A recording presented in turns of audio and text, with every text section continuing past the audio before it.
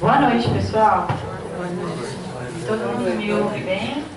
Mesmo quem está lá atrás, sim? Então tá bom. Agora uma banquinha para vocês. Então, porque eu fico aqui escondida, né? Vamos lá.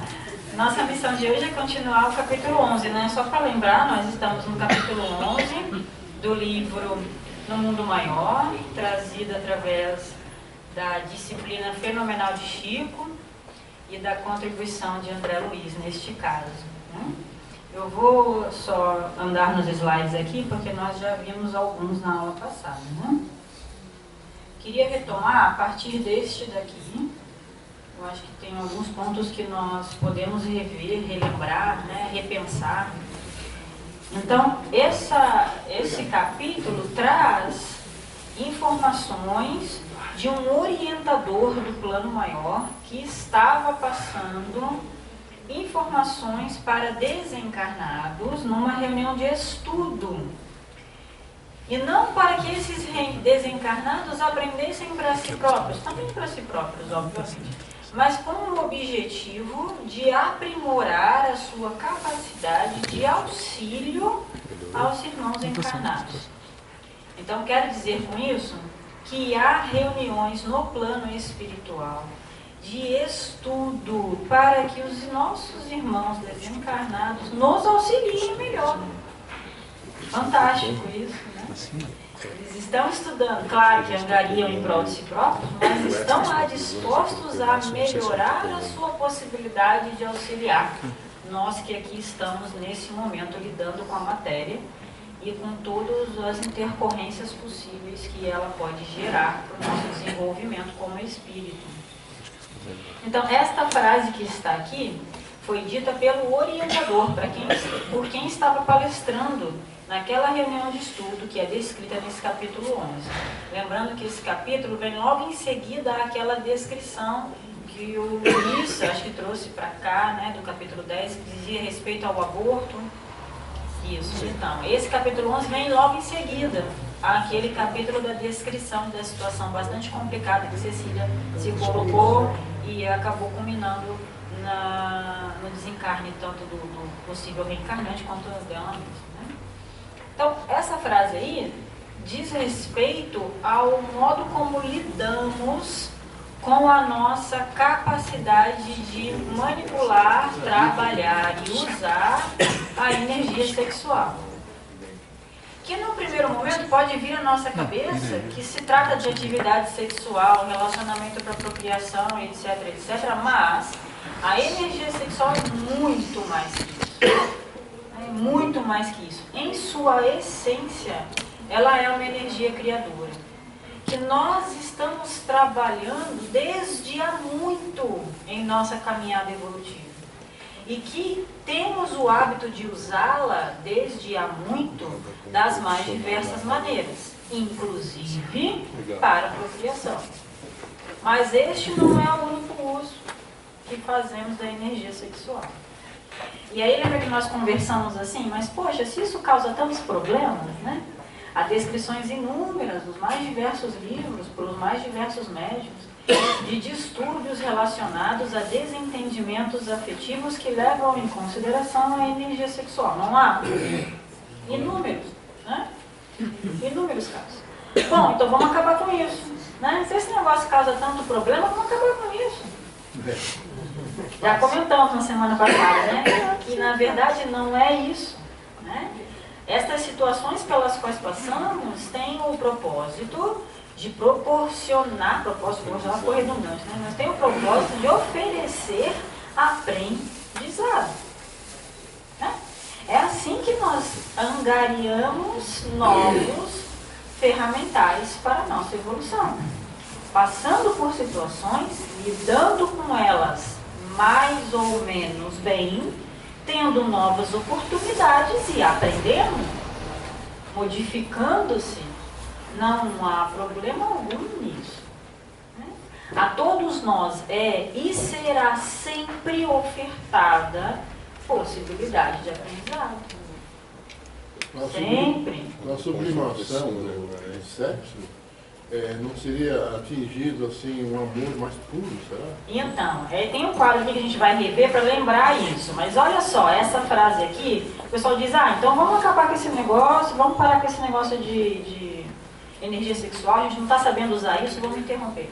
Vem a frase do instrutor.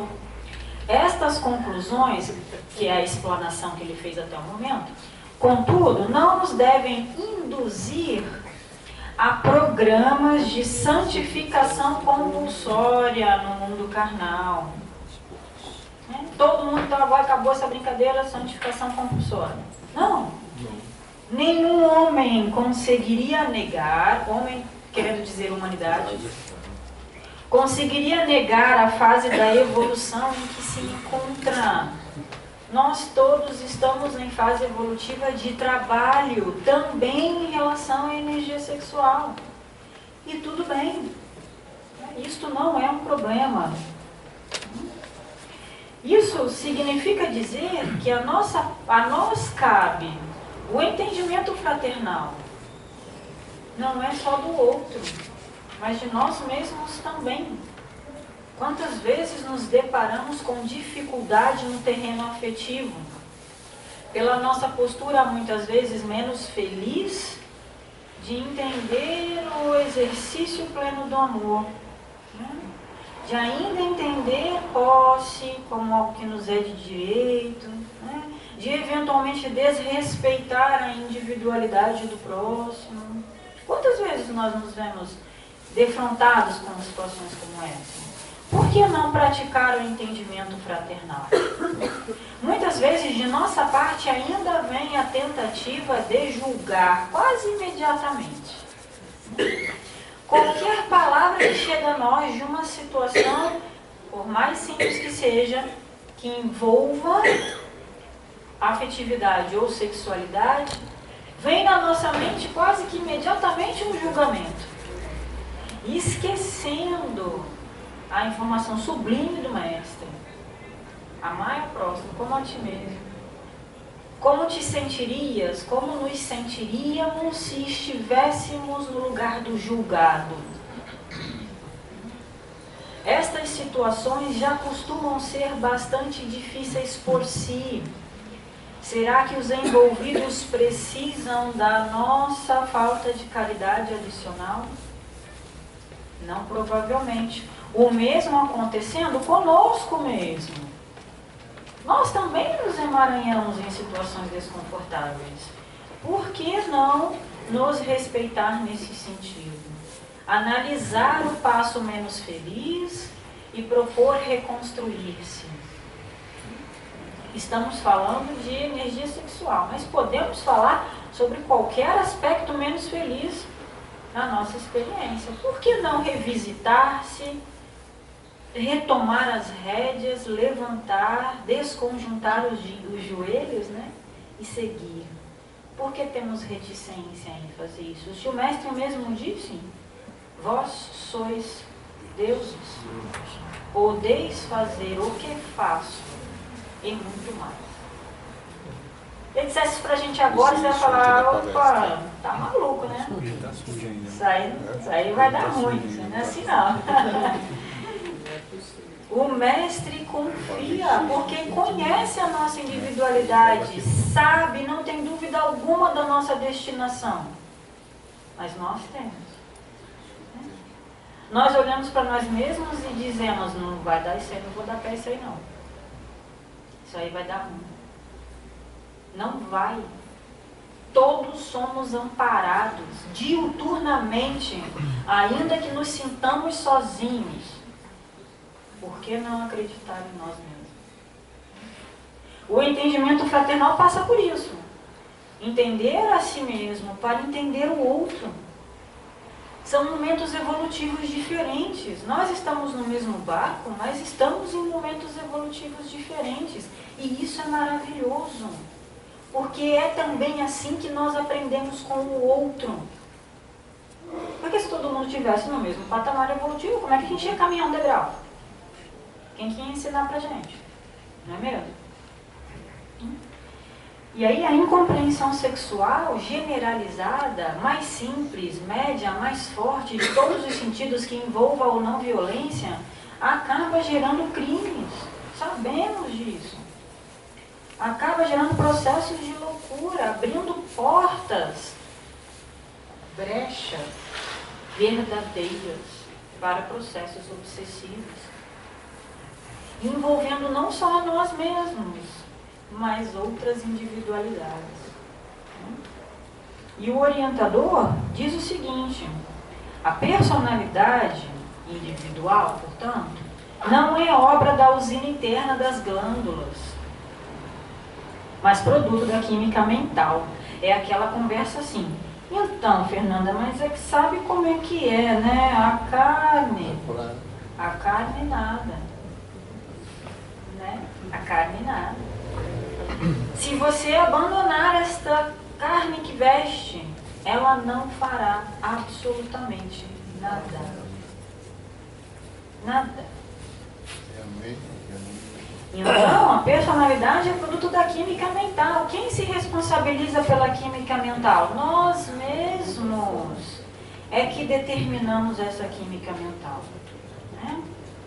Uma certa dita, para contar um caos, né? Uma certa dita, conversando, eu era ainda bem mocinha, só não era menor, porque eu sempre fui pequenininha assim, mas eu era mais mocinha, conversando com os colegas mais ou menos da mesma idade, na mocidade, e essa reticência, né, de abraçar a doutrina mais veementemente, né? Eu tô aqui, tô lá, tô aqui, tô lá, tô aqui, tô lá, né? Vai lá, estuda um pouquinho, quando vai para praticar, obrigada, a gente se vê, né? Aí eu volto um pouquinho, estudo mais um pouquinho, estudo mais um pouco, opa, apertou agora, obrigada, a gente se vê, né? E fica nesse tô aqui, tô lá. Numa dessas conversas, mas por que esse tô aqui, tô lá, né? Um jovem, me lembro muito dele, foi muito sincero do meu ponto de vista. Eu acho que é algo que a gente sente de vez em quando. Falou assim, sabe, falou para o nosso orientador da mocidade, é que o Espiritismo põe uma carga nas minhas costas que eu não gostaria de ter. E aí, orientador, mas como assim? Ele disse, porque todas as páginas que eu leio da doutrina dizem que é o meu livre-arbítrio, que dá conta de meus atos, não posso mais culpar ninguém, isso aí é chato. Não é? Eu fui sincero. Era jovem, tanto quanto eu era naquela época, eu fui sincero, eu quero botar a culpa nas costas do outro, eu quero falar que foi meu amigo que me levou, eu quero falar que foi meu pai que mandou fazer, quero dizer que foi minha mãe, não é? Não existe culpa, né? É só uma noção de que nós somos os responsáveis. E isso não é ruim, é pelo contrário, isso é uma ferramenta absolutamente sensacional de evolução. Porque qual seria a justiça se você dependesse do outro para evoluir? E aí o meu parceiro, ou o meu outro, quer ficar sentado 100 anos. Aí Fefe ia ter que ficar sentada 100 anos também. Seria justo isso? Não, se eu for ficar sentada 100 anos fazendo nada, sou eu mesma que vou escolher ficar sentada 100 anos fazendo nada. E o meu colega, meu parceiro, minha parceira que estiver me olhando aqui, eu poder falar assim, ô Fefe, eu vou caminhar, a gente se encontra na próxima curva. Não é? Imagina se eu dependesse do outro, o outro dependesse de mim, dependesse da Fefe para evoluir. Meu Deus do céu, tristeza. Não é? Então, ele propõe, em 1940 e qualquer coisa, me foge o ano de publicação do Mundo Maior nesse momento, 47, acho. Falou sobre medicina da alma, gente. Quantas vezes nós ouvimos isso na atualidade? Medicina da alma. Alguém já ouviu medicina da alma? Já? Eu estou falando sobre isso, a medicina da alma, vamos lá. O cara falou em 1947. E se ele está falando isso no plano espiritual, imagina quanto tempo que eles estão tentando fazer a gente entender que, né? Quantos reencarnam com a missão de mostrar para nós encarnados que a medicina precisa levar isso em consideração. Quantos missionários vêm e vieram e vão vir e estão vindo com esse objetivo de mostrar a humanização no sentido mais amplo, pleno, do lidar com o outro, com a mazela do outro, que ele, porque está usando esta veste carnal, apresenta nela o resultado das mazelas. Né? Medicina da alma é amparar o espírito. Palavras do orientador. Vamos ofertar ajuda para o espírito que chega até nós e para nós mesmos. Nós temos uma história milenar, todos que chegam até nós também têm. Vamos interagir com esse conhecimento todo, vamos trocar informação, crescer juntos, semear uma floresta gigante que há de espargir amor nesse planeta, que está a caminho da regeneração.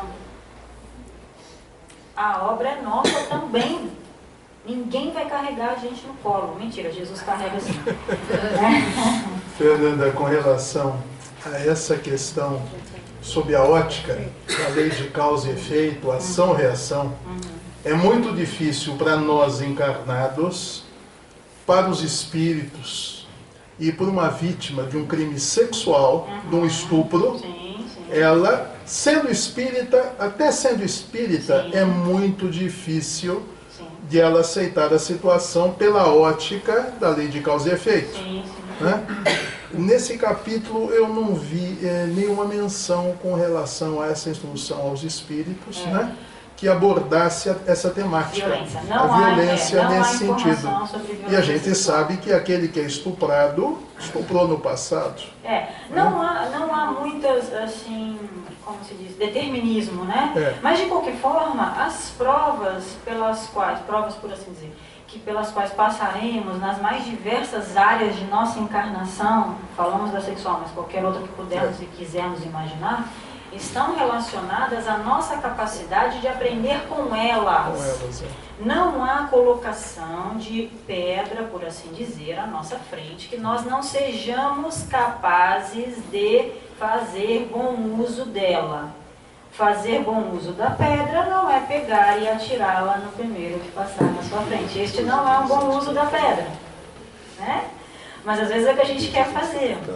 Encontra uma pedra, quer fazer uma força enorme para levantar e atirar. Toma para você, dá de presente para o colega que está passando na sua frente. Esse não é um bom uso da pedra. Mas montar um alicerce da sua casa interior, para usar uma metáfora, é um bom uso da pedra. Burilar a pedra com o seu próprio trabalho e transformá-la em algo belo é um bom uso da pedra. Né? Quer dizer, não há mesmo menção nesse capítulo acerca da violência sexual. E, obviamente, é muito difícil trabalhar esse assunto com quem está nesta situação, nessa encarnação. Imagino que poucas palavras de conforto possam eventualmente surtir efeito. Mas tem um item no Evangelho segundo o Espiritismo, que do meu ponto de vista é um item sensacional, capítulo que me foge, mas aí tem 5 pontos de vista. Ou é capítulo 1 ou é o 2. É claríssimo lá a ideia de nós mudarmos o ponto de vista. Exemplo simples. Se você está no calçamento da rua, um ônibus é grande, médio ou pequeno, na opinião de vocês? Em relação a você, né? Você está na rua e tem um ônibus do seu lado. Ele é grande, médio ou pequeno? Grande. Muito bem. Se você sobe ao último andar do prédio que está naquele calçamento, que tamanho tem aquele ônibus? Pequeno. Mudar o ponto de vista é balizar as nossas dificuldades. Colocar o seu olhar no objetivo maior. Lá na frente, no tamanho real que a sua dificuldade tem. A gente pode fazer isso olhando a dificuldade do outro, que é o que a gente costuma fazer. Tá vendo? Tem menos dificuldade que eu, coitadinha da Fefe. Injustiça. Por que tem menos dificuldade? A gente faz isso, né? Ou então mudando o ponto de vista. Saindo da caixa. Mudando o seu olhar. Olhando de fora da sua zona de conforto ou desconforto. Porque isso é olhar-se. Não é procurar em você a razão do problema, não é querer achar o culpado, não é nada disso. É olhar-se para aprender com a situação. Espernear é pouco produtivo de nossa parte. É como uma criança pequena que esperneia. O que a mãe normalmente faz? espera um cadinho que vai voltar, né? Espera um cadinho, é passar o ataque de fúria. Né? Espera um pouquinho, passa o ataque de fúria e passa. Aí você dá o aprendizado, não é assim? É o mesmo acontecendo conosco. Que agimos às vezes como crianças pequenas esperneando. Mas sim, o tema da violência sexual é absolutamente delicado nesse sentido. Mas talvez ajudar uma mudança do ponto de vista possa servir como alento. Talvez. E aí, a gente entra no tópico que o orientador frisou muito bem, que é compaixão fraternal. Não é só o entendimento, mas é compadecer-se no sentido de colaborar, ofertar a sua mão. Porque você pode entender fraternalmente. Olha só, eu entendo essa dificuldade pela qual você está passando. Realmente é muito ruim. Ponto. Vira as costas e sai. Compaixão fraterna é um ponto a mais, um passo a mais nisso aqui. Eu entendo o que você está passando, me compadeço e oferto ajuda sincera. Nem que seja ficar quieto do seu lado, apenas para você saber que tem alguém ali do seu lado. E que se você quiser chorar, gritar, reclamar, terá 2 ouvidos para te ouvir, ao menos ouvidos encarnados. Que eu possa contar, né? Porque os outros... Isso é compaixão. Sair de nós mesmos e ofertar amor ao outro. Né? E isso passa pelo entendimento, obviamente, porque se você não tem entendimento, não conseguirá ter compaixão. Mas passa também pelo amor espiritualizado. Muito interessante esse aspecto que o orientador usa, amor espiritualizado. Né? Que é um amor que desconta toda a parte material, carnal, corporal, um amor no cerne da palavra, que talvez nós estejamos ainda com dificuldades de entender, mas que temos vislumbres de vez em quando. Né? É o trabalho renovador. Conversamos sobre isso semana passada rapidamente. O trabalho promove renovação? Trabalho no bem, refraseando. O trabalho no bem promove renovação? Sim, certamente. Ainda que você passe 40 anos se dedicando à caridade e não ligue para aquilo, sem perceber você está se trabalhando, mesmo que conscientemente você não dê atenção para ele. Né? E isso então significa evolução da capacidade espiritual. Claro que sim. E qual que é a grande benesse da evolução da capacidade espiritual?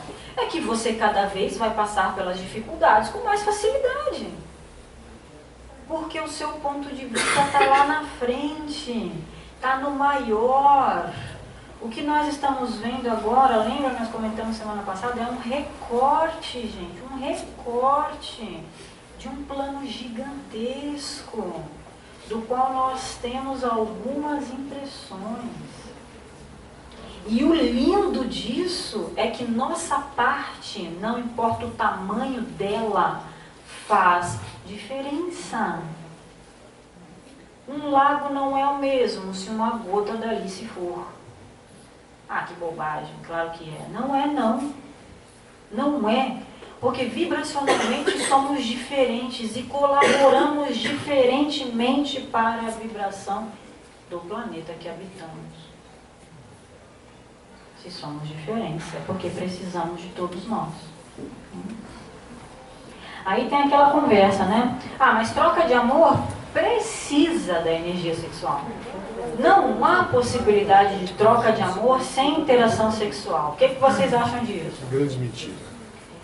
Aí vem assim, o campo do amor é infinito em sua essência e manifestação. Concordam?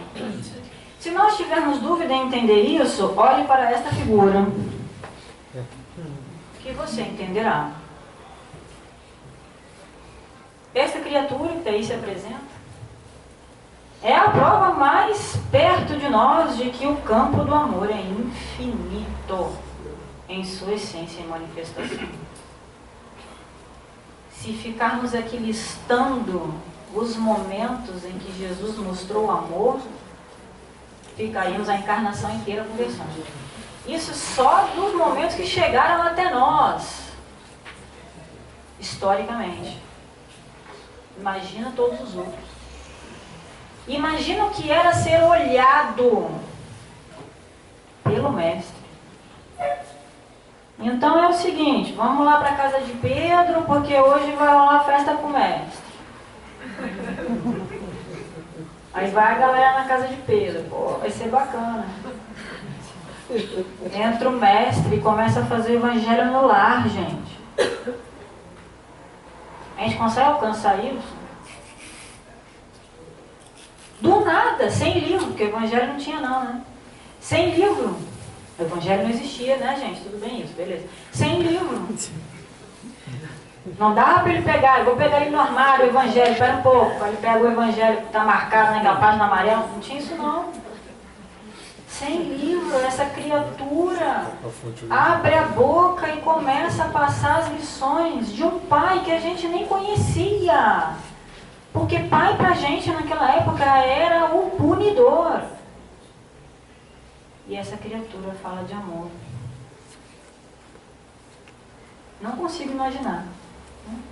Consigo imaginar de leve, sim, o que seria, né?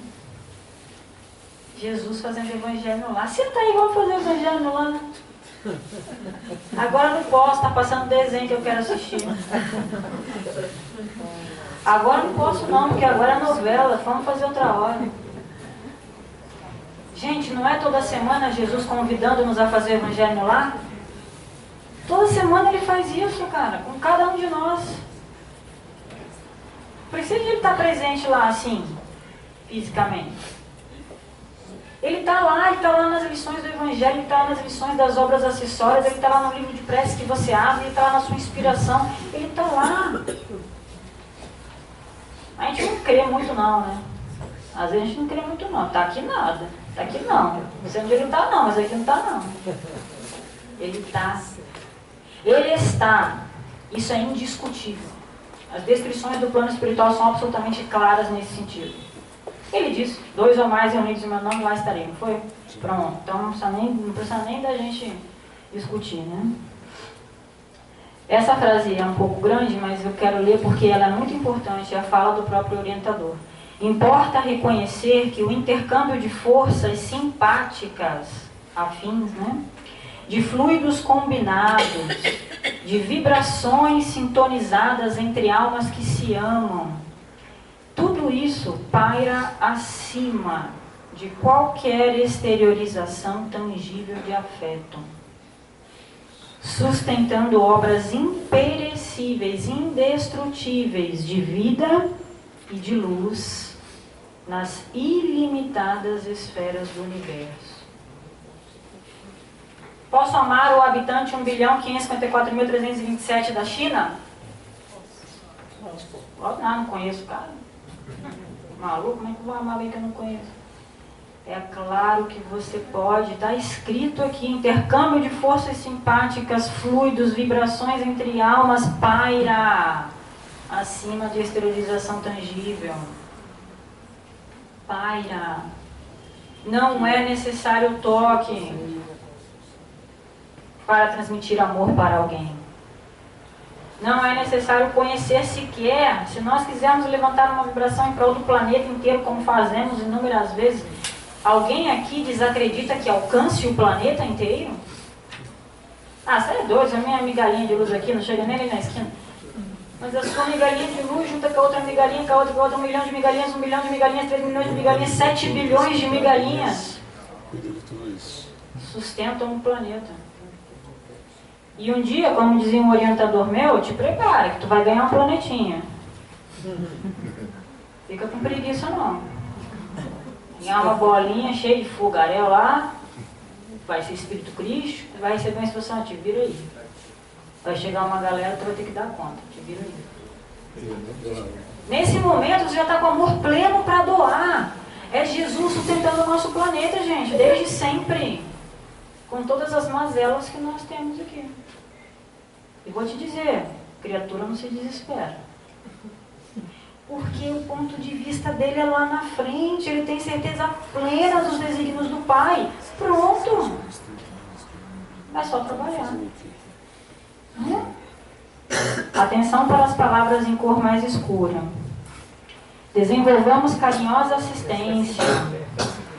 Vamos ajudar os nossos irmãos que estão mais enrolados em relação a este comportamento a libertar a mente, incutir neles ideias de amor santificante.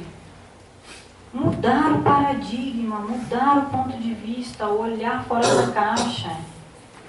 Vamos ajudar a que eles se compreendam, que eles se entendam, que nós nos entendamos, para que tudo isso junto possibilite o amai-vos uns aos outros. Aí o bicho começa a pegar para o nosso lado agora, nessa parte do capítulo. E aí ele vira e fala assim: todos somos depositários de faculdades criadoras. Vós sois deuses, podeis fazer o que faço e muito mais. Tu é doido. Ainda bem que eu não sei dessa minha capacidade, porque senão eu ia criar uns monstros bem feios por aí, né? Botar os tais dos pokémons aí agora. Cria uns bem malucos, bota por aí, né? Já pensa? Faculdades criadoras, eu não tenho isso não. É claro que você tem. Vivendo embebido no amor divino, você tem faculdades criadoras. Nós aprendemos a manipular fluido cósmico universal desde sempre. É assim que nós conseguimos interagir com a matéria. Tá dizendo que eu sei fazer um corpinho? É claro que sabe. Como que não? Você participou disso tantas vezes, né? Muitas vezes. Quantas vezes você participou? Mais ativamente, menos ativamente, mais ativamente, menos ativamente. Quantas vezes? Né? E aí ele diz assim: todo ser é todo mundo, é impulsionado a criar na organização, conservação e extensão do universo. Então, se nós não estamos achando que ele está tão bom assim, lembre-se que também temos um dedinho de participação desse não tão bom assim. E se somos impulsionados a criar, é que tem alguém lá empurrando. Vai, força, você vai conseguir mais um pouquinho. Não senta não desiste não, mais um pouquinho. Não, estou cansado, eu sei, mas mais um pouquinho. Não, mas eu quero sentar, a gente sabe, mas mais um pouquinho. Né? Não, eu sei, mas eu conheço toda a história, eu já sei, entendo a doutrina, eu estou cansado, eu quero sentar. Disciplina, disciplina, disciplina. Larga a mão dessa conversa que eu estou cansado, eu quero sentar. Isso também passa. Nós estamos sendo impulsionados o tempo inteiro a interagir e auxiliar na tarefa de organização do universo. Isso é energia criadora. Isso é energia sexual chamada por nós nesse estágio evolutivo. Evoluir, aperfeiçoar, ter responsabilidade. Não, então aí vamos parar, Fernanda, porque aí já não quero mais não. Eu quero parar no aperfeiçoamento. Eu não quero responsabilidade não. Disciplina. O que para nós parece incômodo neste momento atual será absolutamente natural. Nascemos sabendo andar? Se nós não tivermos nenhum impedimento físico, andar para a gente é um sofrimento muito grande nesse momento? Não. Se você disser isso para um recém-nascido e ele conseguisse te responder, ele falou: você é doido, eu não quero isso não. Ficar de pé, por que se eu posso ficar sentado e alguém me leva para baixo e para cima? No entanto, nós aprendemos a andar. Andar exige responsabilidade? Claro, tu pode sair daí por aí empurrando todo mundo, saindo igual um maluco correndo? Pode. Responsabilidade é inerente aos passos evolutivos. Reparação do quê? Daquelas ações menos felizes que nós tivemos. E caminhar para a eternidade. Isso tudo, no capítulo é abordado a partir de Freud, isso tudo foi mais ou menos abordado. Onde é que quebrou? Quebrou porque não se colocava tudo isso dentro do cenário da reencarnação. Opa! Desconfigurou. Não é reencarnação, é reencarnação. Não se colocou dentro do cenário de reencarnação. Quando você atrela tudo isso ao processo reencarnatório, a justiça fica claríssima, né? Claríssima, indiscutível. Pode ser que nós eventualmente não concordemos muito bem, mas que ela é claríssima, ela é.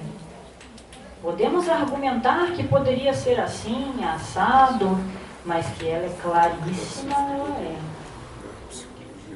É como uma analogia de um terrenozinho. Então você ganha um pedaço de terra e recebe a seguinte instrução: é seu. Faça o que quiser. Oba, vou vender. Né? Não, vender você não pode não. Ah, poxa vida. Então tá, então fazer o quê? Vou plantar. Então tá bom, então planta. Aí você vai lá e planta, sei lá eu, cactos. Acha cacto bonito, planta o cacto. Bota a sementinha lá, ele vai se virar sozinho, é assim que funciona?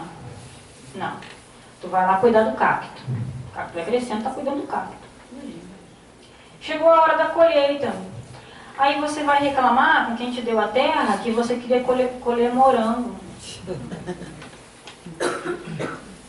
Poxa vida, eu quero colher morango. Então por que tu plantou cacto? Tu esperava que do cacto nascesse morango, é isso? Né? A natureza nos dá lições claríssimas acerca da energia sexual, gente.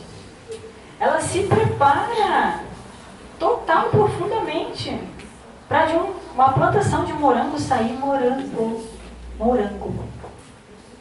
E aí você passa um tempo reclamando que você queria coletar morango e o cacto está crescendo.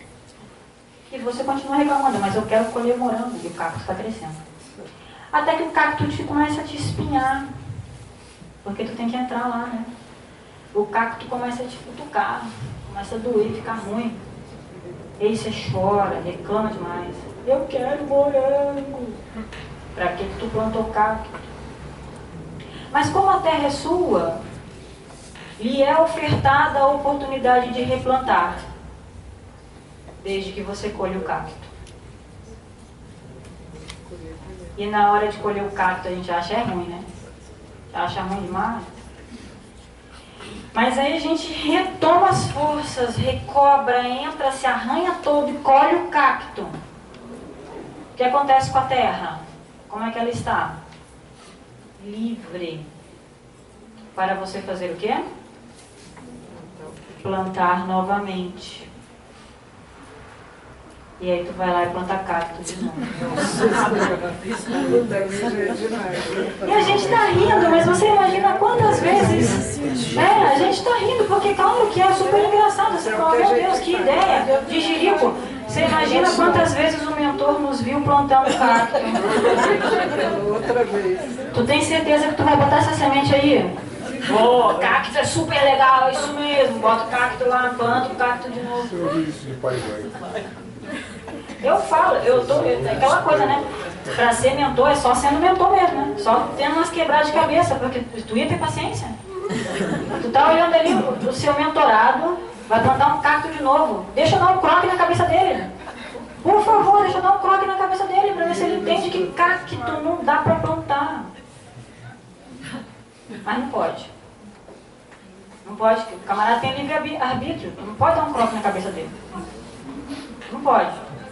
Tu pode falar assim, tá bom, Senhor, me ajude a ajudar essa criatura a colher o cacto pela 100ª vez. Quem sabe dessa vez ele olha lá no vizinho, lá na terra de Chico Xavier, e vê morango.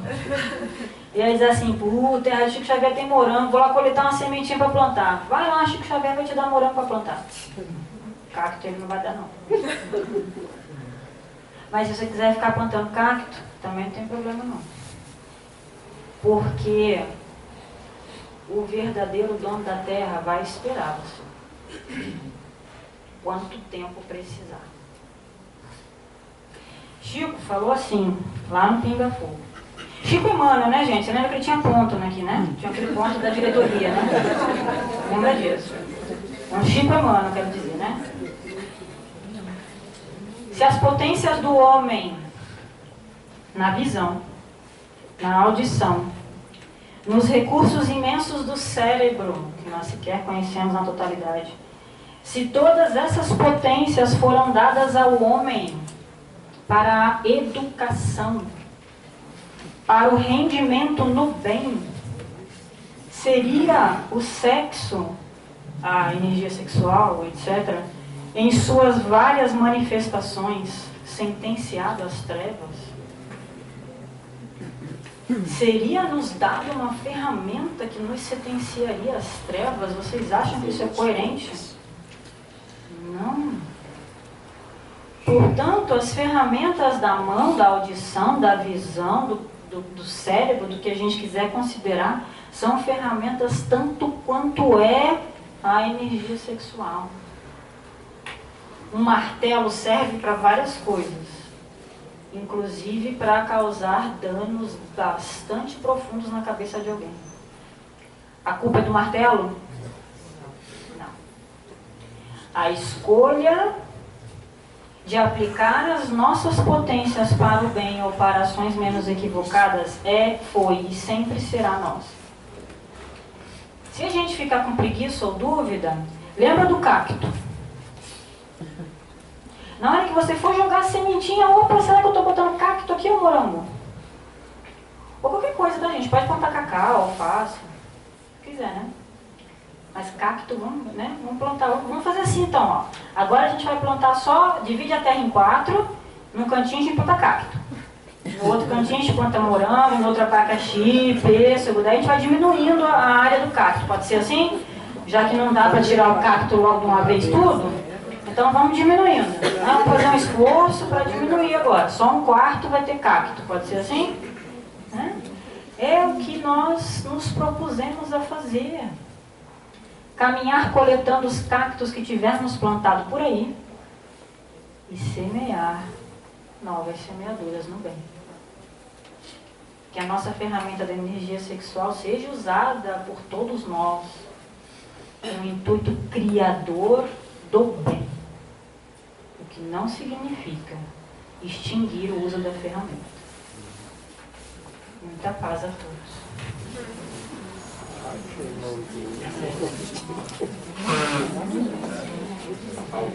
Alguém tem alguma pergunta, alguma dúvida ou quer falar alguma coisa? Eu acho que a gente tem que parar de correr atrás do prejuízo e correr na frente. É isso aí.